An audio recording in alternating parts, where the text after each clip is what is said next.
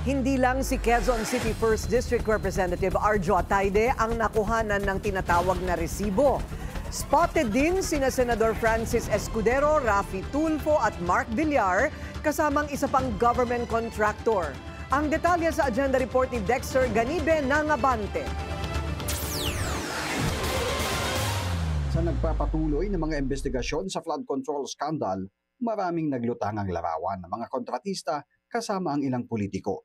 Pero sa 15 kontratista na binanggit ni PBBM matapos ilunsad ang isumbong sa Pangulo website, ang mag-asawang Diskaya at mga kumpanyang nakakabit sa kanila at may-ari ng Wawaw Builders at Sims Construction Trading ang sumailalim sa matinding pagtatanong sa Senate Blue Ribbon Committee sa pinakahuling pagdinig.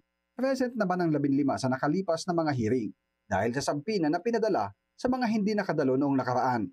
Si Lawrence Lubiano na may-ari ng Centerways Construction ay nag-isa pa lang sa Kamara kung saan kinumpirma niya ang pag-donate ng 30 million pesos sa 2022 campaign ni Senator Chizzy Escudero na una na ring inamin ng dating SP. Ang may-ari ng QM Builders na si Alan Quirante hindi pa nahalukay ang kanyang mga koneksyon. Pero sa isang Reddit post ng isang user na Moist Survey 1559, inisa-isa nito ang mga ugnayan ni Quirante at ng kanyang pamilya. Sa kanyang post, pinakita ang larawan ng kasal ng anak na lalaki ni Quirante, kasama sa Senador Raffy Tulfo na ninong ng mga kinasal. Ibig sabihin, kumpare ni Senator Raffy ang may-ari ng QM Builders.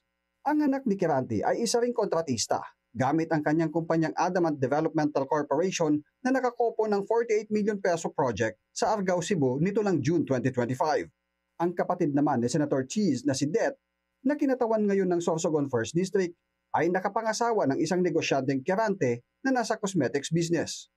Isa pang larawan ay kasal ng isang John Leven Quirante, kung saan kasama nila si dating Senator Bong Revilla at sinasabing present din daw dito si nooy DPWH Secretary Mark Villar.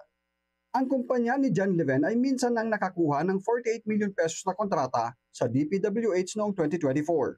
Isa pang Jonathan Quirante ang nakitang kasama sa larawan, si dating Cebu Governor Gwen Garcia sa pagbubukas ng kanilang hotel.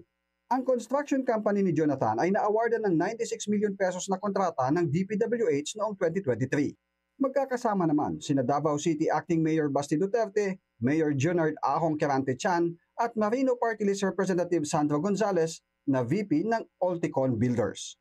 Bukas ang Billionaire News Channel para sa panig ng mga nabanggit na politiko at individual para sa kanilang panig. Para sa agenda, Dexter Ganibe, Abante!